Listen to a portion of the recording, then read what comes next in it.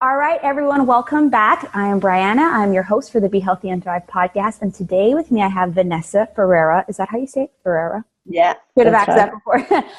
And we are here in this this financial health month talking about money. And in particular, I really wanted, when I was thinking about this topic, I really wanted Vanessa to speak on that around biblical wealth, the principle of maximization and multiplication. So thank you so much for joining us today.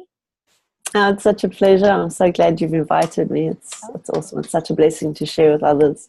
I know you're so inspiring, and just your story and your realness, and I think you have so much to share. So could you maybe just introduce yourself a little bit, tell us what you do, maybe where you live, and all those kind of juicy details, and then we'll kind of go from there.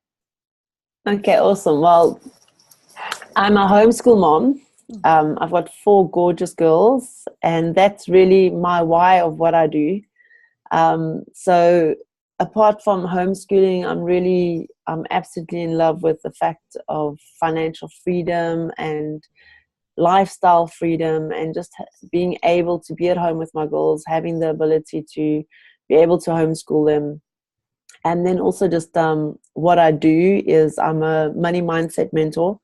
So what that is I basically just help people around changing their way of thinking and their beliefs and their habits around money in particularly. And just there's a lot of things that I think we are taught and what we've grown up with, which isn't necessarily the truth. Mm-hmm. So that's my passion. That's something that I love doing. And then, yes, I also love helping people just find their own purpose and what it is, and just putting money aside so that that's not something that keeps them from actually fulfilling their purpose. Because I think I've seen so many, especially moms, who would love to be at home with their kids, and they can't see any possibility for it. Mm-hmm. When in fact there is. It's just you need to know where to look. Yeah. So I think that's so great because I kind of know your story and just how that wasn't necessarily, you weren't always homeschooling your girls, and you weren't always on the, like you went through the journey, and that's kind of why you're so passionate about it. So maybe can you just share with us your personal money journey, and just kind of like what got you to where you are right now in regards to teaching and being home with your girls? Yeah, so a big thing for me was I never grew up in a entrepreneurial, can't even say the word. Yeah, big word. Kind of environment. I never grew up in a very wealthy home. We were always probably just very average income, so I never, I grew up with go to school, get a job, and everything is set. But then I wasn't very good at school. I was kind of the rebel. So in my mind, it was, okay, so I'll never get a proper job. I'll never make enough money, and I'll always just kind of be getting by in that.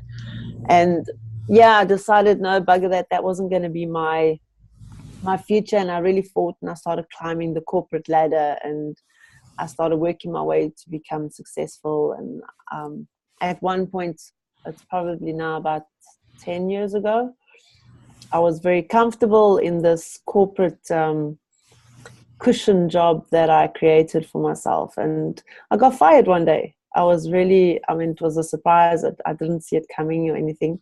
But I believe that was just one of God's ways of saying, okay, you're comfortable enough now. It's time to move. It's time to do different things. And that's really where my entrepreneurial journey started. So at that point, I was pregnant. And I had one daughter who was in school and in aftercare, and I'd only see her really late in the evenings because I worked far from home. And I was that's not the lifestyle that I want. And then I started digging into just being an entrepreneur and working from home. And I knew nothing. If I think in terms of being smart around money, I was probably the stupidest person you could think of. Because it was like, okay, let's start a business. So, let's just start. And I wasn't financially intelligent at all. The word financial freedom, if you had told me about that, I'd be like, oh, what you talking about, Yeah, so from there, I started working from home, and then eventually I moved into a studio, and that later expanded into a franchise. But then I realized I did this whole loop where, okay, now I was an entrepreneur. I had my own business and everything, but the only thing I actually owned was a job. because I still didn't have freedom. I still didn't have this lifestyle. I actually had to, when I gave birth to my second daughter, I had to actually put her into a creche and into a daycare, because now I had this business to take care of. And then it was like, this isn't what I want. This is not, it's not living. It was just, that vicious cycle that you're in the whole time. So eventually I sold my franchise, and it was probably about a year later. Then I was just at home with the girls and having a wonderful time. A friend introduced me to network marketing. I was like, okay, let me go have a look. And through that, I really started seeing financial freedom, and I started seeing about, like, learning about passive income, and that you can actually create something on the side that will eventually build up sustainable wealth for you, and you don't have to be slothing away, like trading your time for money the whole time. So that really opened my eyes up, and I started studying, which I probably should have done before I started my first business. That was your studying, doing it. Yeah. So then I started reading books like on Robert Kiyosaki. I started reading a lot of personal development books. I started looking at things like Warren Buffett and Tony Robbins and numerous other people. And then also just like some of the Christian guys, I started looking at Dave Ramsey and things that they taught me. And in that period, I met a lot of wealthy people also. But I had this overwhelming sensation but it's wrong for me to want to be wealthy. So even though now I was learning and getting educated on the how to do it, I had this struggle with, no, it's wrong, because now I'm chasing after money, and you can't serve God and money. And I got to a place where I was really stuck, and I got on my knees and I prayed, and I was like, God, what is this? And he took me on an incredible journey where God actually started teaching me from the Word, and he started teaching me biblical principles. And then from starting to match up the secular stuff that I learned and the stuff that was out there to what the Bible was actually saying, that just, like, my mind, it just exploded, because there was so much of the stuff that so many people are already doing that they're not even aware it's actually in the Bible. And then that just God started renewing my mind, and he started changing my mindset to believe that, actually he wants us to be abundant. He wants us to be wealthy. And when we start applying the things that he teaches us, that's when we do get wealth. Not in terms of I have to work harder and I have to work harder, but in terms of actually being able to create a financially viable lifestyle, where it's not just trading time for money. Because you can make money, you can always work longer hours for more money. But then what's the benefit? What's the benefit if you can't do the things that you'd love to be doing? I think that's so good. Like the concept of like trading time, and really thinking we need to work hard to make money. And actually what I've been experiencing personally, and as well as some other entrepreneurs that I'm talking to, that when it's not hard, we actually sometimes reject it, because it's like, oh no, I didn't work for that, and it's so crazy, because technically you did. It wasn't just, it maybe have been an indirect thing. So for example, I had someone reach out to me the other day. I did a initial discovery call with a year ago, and we just haven't really talked, like they weren't ready.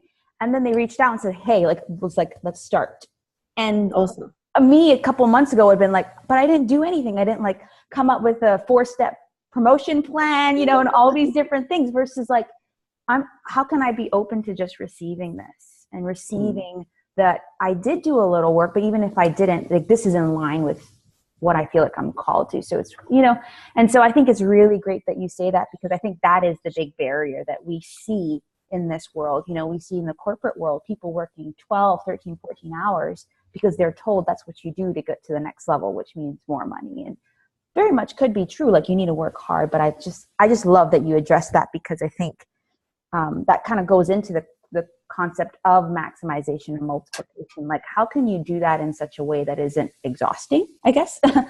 So maybe you can just talk to us a little bit about the concept of how do I multiply and maximize my money in a way that isn't exhausting, in a way that's biblical, and in a way that is actually going to get rewards in the long run. So kind of what is the concept to you, and how do you go about maximizing and multiplying your money? Yeah, I think the big thing is that we've got to realize the whole thing around multiplication of wealth is it's a biblical principle that we are called to do. For me, where I got stuck was, no, I shouldn't want to be wealthy. And then if you think about the story of the talents, where Jesus is telling the parable of the guy who gave bags of gold. Now, in some versions, it talks about talents, and a lot of people have interpreted that as my talents, my gifts, my abilities, and things. But it's specifically related to gold. You know, and some theologians have calculated the cost of that gold, and they've said that, well, the value of it is, so one bag would be like 20 years worth of wages. You know, and if you look through the principle, what happened was the guy who multiplied it, who made more, he got more. You know, there's always people say things like, oh, the rich always get richer. And it's like, yes, they do, because that's a financial principle. When you start using your money, money has to flow. It can't, if money just becomes stagnant and you hold on to it, you can't get more. Like exactly in that parable, what happens to, so there was one guy who got just one bag, and he went and he dug a hole and he buried it because he was so afraid. And that's what a lot of people do, is they hold so tightly on their money that they can never get more. And in the parable, what actually happened was that guy's money was taken away from him and given to somebody else. And this is such a real principle in our lives today, because what happens is, as soon as you start using money, I mean, if you think about it, I mean, there's so many times in my life where I've been financially, and I've been down below financially, you know, and my life was like this because I didn't know how to apply these principles. So if you think about it, when it gets really, really tough, you know what, somehow we always get through it. We always do, you know, because then we've got to start taking the last bit that we do have and we let it go. And that moment when we let it go, actually we start getting more. And that's also about the principle of sowing and reaping. So the concept of multiplication is, it's if you want to call it a universal principle. Just like it rains, it's going to rain on the good and the bad, the big and the small, and it doesn't matter who you are, it's going to rain on you. And exactly the same as that multiplication principle is it's a universal principle. So it doesn't matter who applies it, they're going to reap the benefits. So when people look at these people who are super, super wealthy, the reason for that is because they've applied the principle where as soon as they have some income, or the money that they do have, they take that and then they use it to create more money. So if you think about, especially I find a lot of people with online businesses and that, it is so hard to take out that money to pay for advertising. And it's so hard to pay somebody to maybe do your marketing. And it's so hard because you're trying to hold on, because this is all that you've got. But the moment you start putting it out there, you're going to start reaping the benefits, and it's going to start coming back to you. So I think a big thing about maximizing your money is just to get to that first place of just be like, okay, it can go, it can let go. Because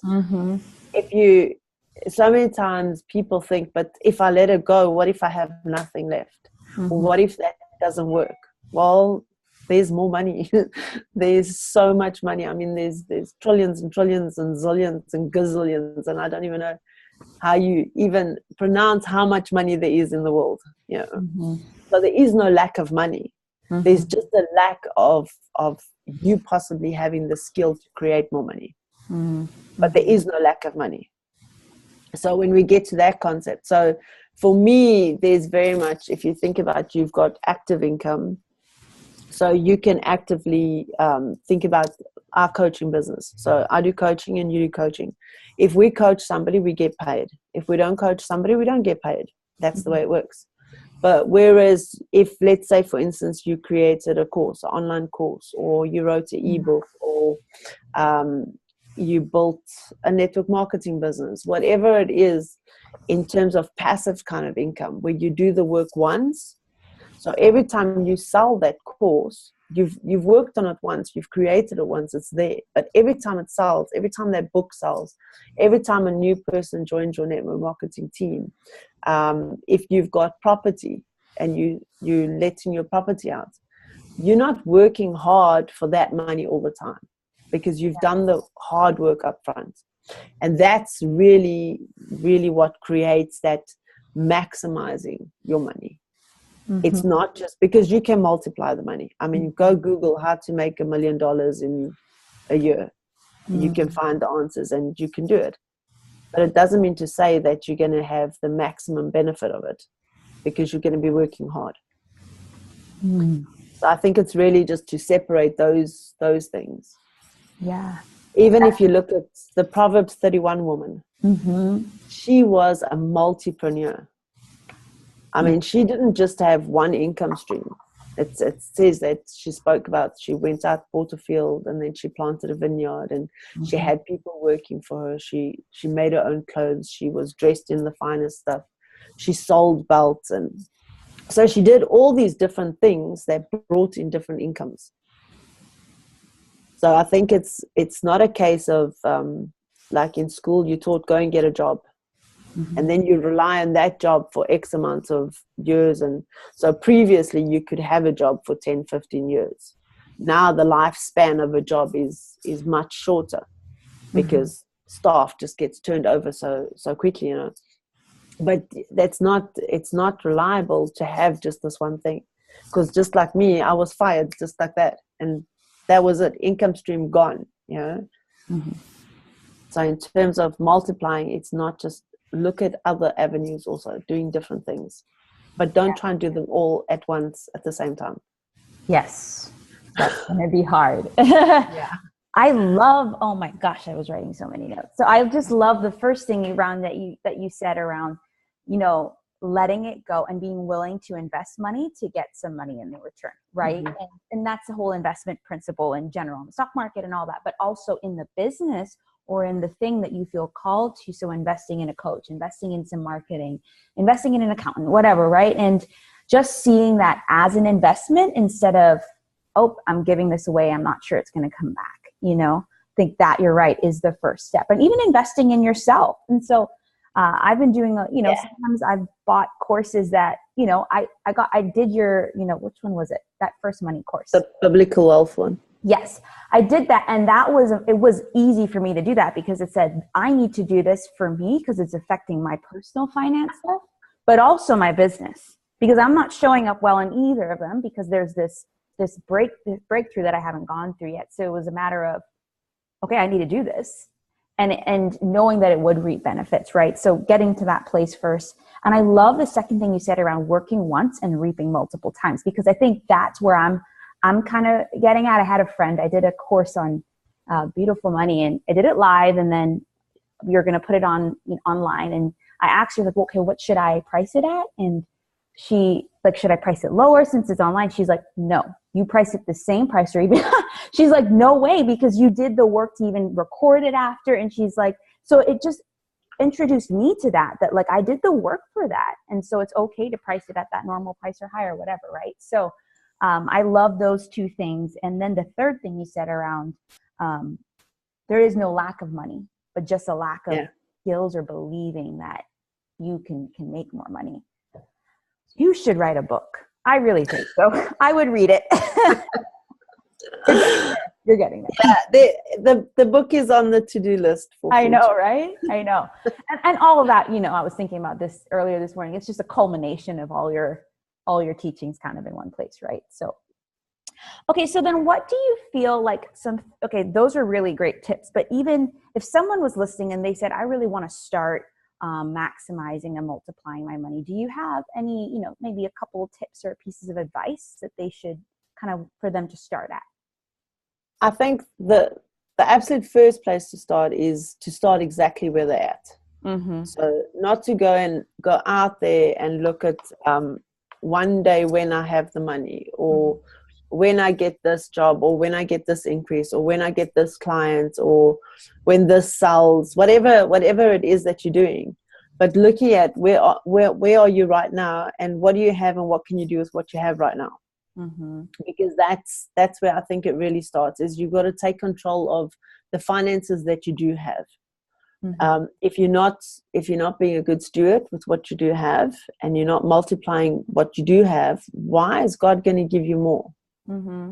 Mm-hmm. You know, you got to first prove to him that, you know what, okay, I'm going to apply these principles, and I'm going to do something with what I do have.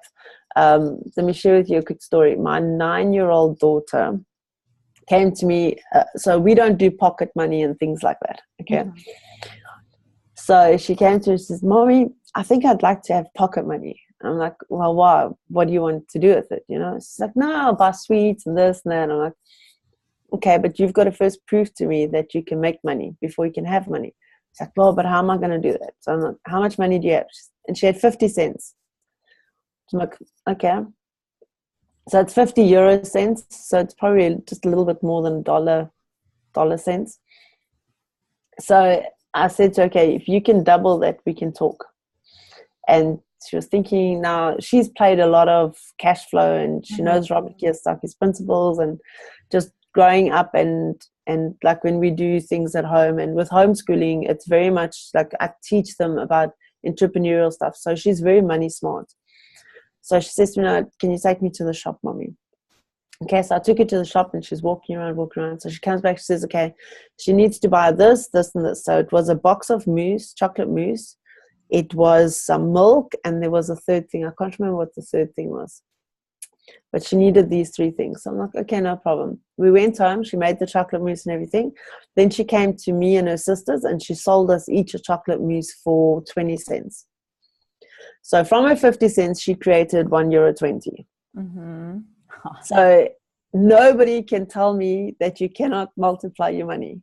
Yeah. Because if a 9-year-old can multiply 50 cents, Mm-hmm. you can multiply something. So sometimes we look at the big thing and we say, oh no, I need $1 million to start this, or I need 100,000 so that I can buy an apartment and rent it out, or I need this, this, and this. But take a step back. So the tip would be to say, okay, what can I do with what I have right now? Mm-hmm. Mm-hmm. If I have 50 cents, let me go buy some chocolate mousse. Let me follow the 9-year-old and just make it $1, and then take your dollar and go make it $2 and make it $3 or $4.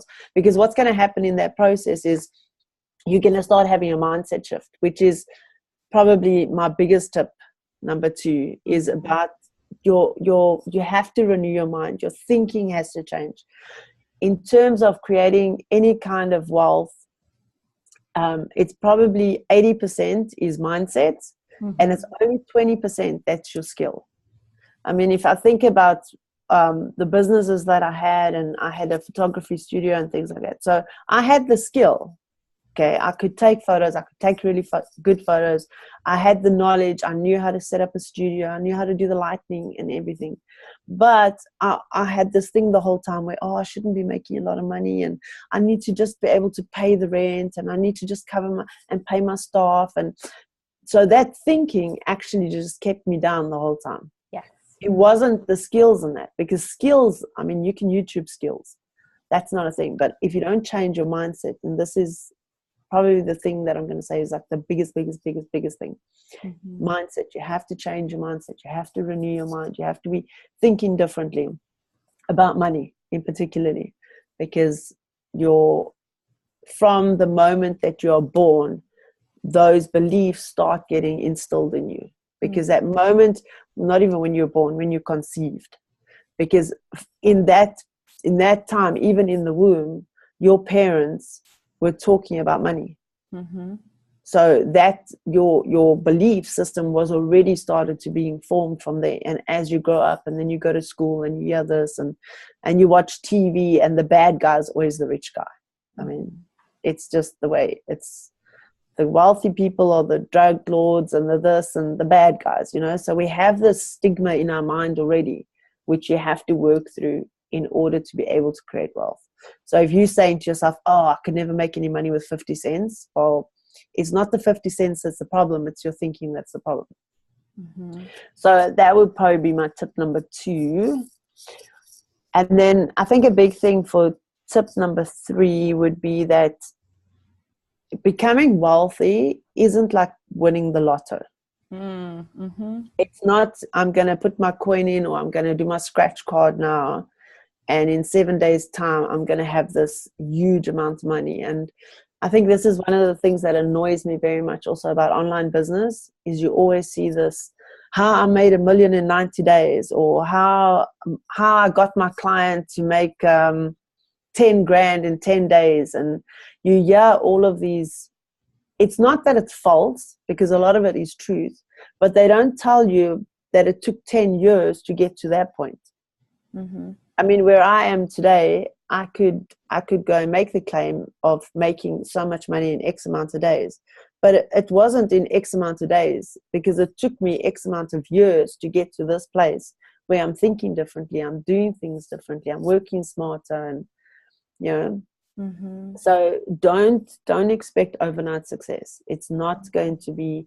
And the biggest thing with financial freedom is you don't always see the reward immediately. Mm-hmm. Financial freedom is not McDonald's. You know, you don't go in and order your financial freedom and walk out with it. It's a process that you have to go through. Mm-hmm. It's different things that you have to change. I mean, you've got to change your habits around money. You've got to change your thinking around money. You've got to change the way that you invest your money. You've got to change the way that you save your money. Everything has to change. Mm-hmm. And that's a process. It's not something that happens overnight. Yeah. And I love that you're just highlighting in all three of those tips that it is a process, because when it comes to about everything, we love instantaneous results. So Mm-hmm. even when it comes to, you know, my health coaching clients, and in regards to like losing weight, or, you know, it's like, what can I do right now that will help me? It's like, well, I can tell you what to do right now, but is it going to be sustainable? Because that's what we actually want. You want a sustainable health in life. You want a sustainable weight loss. You want a sustainable growth, because in the end, it will just keep growing. You will just keep getting healthier. And so I think that's what I really love about what you're saying. And then the people I've been talking to, it's just giving ourselves permission to go on that journey when it comes to our finances and wealth. Yeah. And just starting where we're at. And that's kind of what I did, is that I was like, you know what? I just need to make sure I'm looking at my finances regularly and tracking them. I can't worry about making more or multiplying until I can do that. And then when I know that, I said, oh, maybe I can cut out here, or maybe I can add more here, you know? And I think that was the biggest thing for me, is just facing it. Once I just faced it and got okay with that, regularly facing it, I'm checking my account every day now. And I'm like, oh, okay, this is happening. Versus before, I didn't want to look at it at all, because I didn't want to be reminded of that I was bad at handling money, right? But you're right, it was the mindset. I told myself that I wouldn't make more, and I told myself that I was horrible at handling money, right? Versus switching my mindset with that. So great. So could you maybe then, just as we wrap up, tell us about your giveaway that you're offering for those who are listening, and then maybe where they can find you and get in contact with you if they want to learn more about you and what you do. Okay, awesome. Thanks. Yeah. So I created what I call the Smart Money Planner. Mm-hmm. So it is sort of like a bit of a budgeting system. It's the actual steps that I took when I started taking control of my money. Mm-hmm. And in this planner, I share a little bit of biblical principles. And there's 5 templates that I've created for you to complete, fill in. And then you can, at the end of the day, once you've done that, you can, I created there's a 1-page template there called a reality check. Mm-hmm. Because a lot of times sometimes people know they're just in a mess with their money, but a lot of times people think, no, actually I'm okay. Mm-hmm. And you're not. You know, so in the reality check, it just reminds you to take a good look of where you really are at with your finances, and that helps you. And then also I've created some forward planning and some visioning. Mm-hmm. So we look at, 5 years, 10 years, 15 years, things like that. So it's a little bit of a, let's call it a McDonald's upsized budget planner. Where it's just about being smart with your money, and just, I mean, if you follow those steps, you'll basically be able to take control of your money. And in there, I've included, so there's daily action steps that you can take. Exactly like you've said, you daily look at your money. There's nothing wrong with daily looking at your money. You should be, because if you don't focus on it, it's just going to sit there and nothing's going to happen with it. When you know exactly what's happening with it. I mean, when we started really taking control of our finances, just on our grocery bill, I think within like the first 3 months, I was able to save at least $300. Mm-hmm.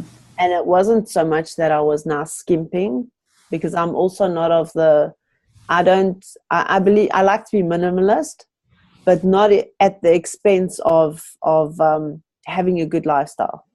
So I like luxury, I like good things, and a lot of times you'll hear people talking about, no, but you must have a budget, and then you must cut here and cut here and cut here and just live on the bare minimum. And that's not what I'm about. It's not my teaching. You'll never hear me say things like that, because I believe God's given us a life to live abundantly.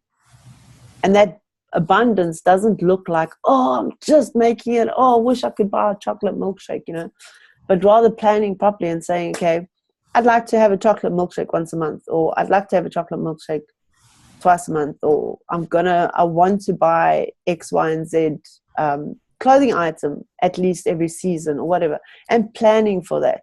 Mm-hmm. But when I started just doing that, and where I could save the money on the groceries, was I realized that going and buying stuff every day is such a wasted expense, and I was buying things that I didn't need, and going shopping when you're hungry is just like no good for your health or your money. Mm-hmm. You buy anything that's in a box, and then you've got to eat it before you even get to the car. So just by applying some of those simple principles, and when I started watching my money, I was like, well, you know what, if I actually do shopping once a month, I actually end up with more, and I'm saving. Mm-hmm. So it's small little tweaks like that you need to do.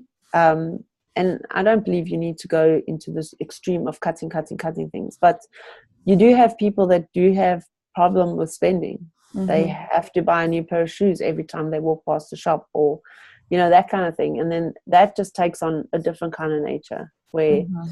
I don't believe it's really about the money and the shoes. There's something deeper. Mm-hmm. So what is it that you feel the need that you have to have those things, and that's really where the coaching stuff comes in.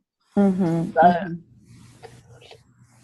Yeah. So then how can people find out more about like your coaching and all the different things that you offer? Where can they go on social media, your website, all of that? Okay. Well, Facebook, they can find me under Vanessa V. Ferreira. I added the V in there because there's just so many of me, apparently. They can email me, vanessa@vanessavf.com, or just on the faithmoneypurpose.com. Mm-hmm. That's my website. So you can get information there, connect with me from there also. Great. Yes. And I'll put all the links in the blog, in the podcast too. So awesome. Well, thank you so much. Again, I never fail to learn more from you. And so I'm excited. Thanks so much. And is there anything else you would like to share or say before we go? I think my biggest thing that I'd like to tell everybody is that you are worth it. Mm-hmm. That's how we end. You're worth it. You are worth it, yes. You're worth it. Because you're so right. Because one thing that I've been exploring, and I even kind of starting to create something around it, is that it actually, there's a lot when it comes to money, and even say food and all these things, there's a lot of stuff around worth that comes up. And that's actually when you break through and say, hey, I deserve to get this or use this, and then you start to free yourself up. So I love that. You're worth it. Awesome. All right. Well, thank you so much. Okay. God bless you. Bye.